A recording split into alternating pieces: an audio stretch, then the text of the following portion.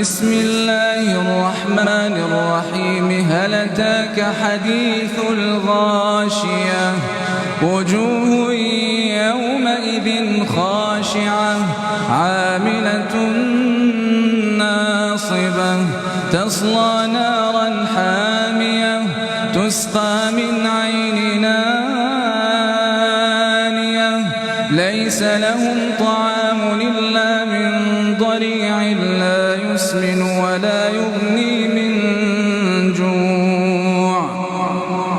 وجوه يومئذ ناعمة لسعيها راضية في جنة عالية لا تسمع فيها لاغية فيها عين